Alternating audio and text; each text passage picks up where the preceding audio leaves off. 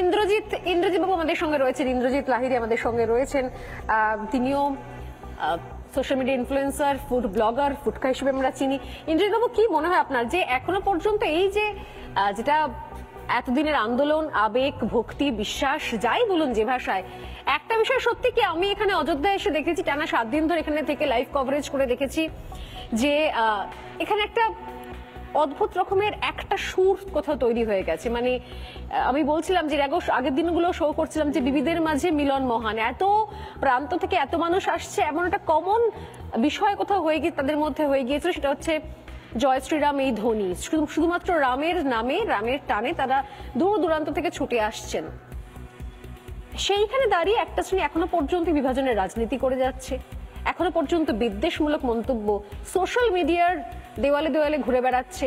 অথচ আমি কিছুক্ষণ আগে শুরু করার আগে অনুষ্ঠান আপনাদেরকে দেখালাম যে আমি একজনের সঙ্গে কথা বলছিলাম যার এক কাঁধে রয়েছে শ্রীরামের পতাকা, অন্য কাঁধে রয়েছে দেশের পতাকা, এবং আমি তখন তাকে জিজ্ঞাসা করছিলাম, তিনি বলছেন যে অন্তত রামের আদর্শ এটাই শেখায় যে সবাইকে একসঙ্গে নিয়ে চলো, এবং সেটা বলার সময় তিনি কিন্তু সমস্ত ধর্মের কথা বললেন। সেই বাইটটা আপনারা শুনলেন বোধহয়, একদম গেরুয়া রঙে ঢেকে সমস্ত ধর্মের কথা বললেন, এক কাঁধে জাতীয় পতাকা, আরেক কাঁধে গেরুয়া পতাকা। তিনি বলছেন যে এটাই রামের আদর্শ, এটাই হচ্ছে রাম রাজ্য, যেটা স্বপ্ন আমরা দেখছি।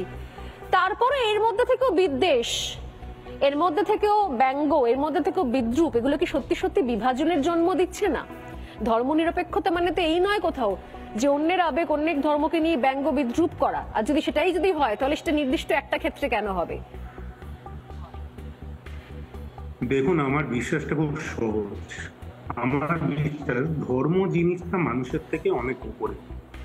বেসিক্যালি ধর্ম একটা বিশ্বাস, যেটা বিভিন্ন মানুষকে, বিভিন্ন রকম মানুষকে এক জায়গায় জোড় করে। এবং ধর্ম নিয়ে ব্যঙ্গ, বিদ্রুপ, ঠাট্টা, ইয়ার্কি, এটা আমার পার্সোনালি হয়তো অপছন্দ, কিন্তু তার মানে কি আমি পৃথিবীতে সবাইকে পাল্টাতে পারবো এমন নয়। আমরা যেটা প্রত্যেকে করতে পারি, আমরা নিজে কিছুটা পাল্টাতে পারি। এবং যে জিনিসটা আমাদের এই সাধারণ মানুষের থেকে অনেক ওপরে, অনেক বড়, সেটা নিয়ে আমার মনে হয় না ব্যাপারটা নিয়ে খিল্লি করার, ব্যঙ্গ করার, বিদ্রুপ করার খুব একটা কোনো দরকার আছে। মানে অনেস্টলি, যেমন ধর্মান্ধতাও ভালো নয়, তেমনি ধর্ম বিমুখতাও হয়তো ভালো নয়। ধার্মিক হওয়া জিনিসটা এক, আমি ধার্মিক হওয়ার পক্ষে, কিন্তু ধর্মান্ধতা বা ধর্মভীরতা বা ধর্ম নিয়ে খিল্লি করে, সেটা যারই হোক, আমার হোক, আপনার হোক, তার হোক, এর হোক, কারোর পক্ষে না। আমি অতটা বুঝি না, আমার সাধারণ এইটুকু মনে হয়, সাধারণ জ্ঞানে।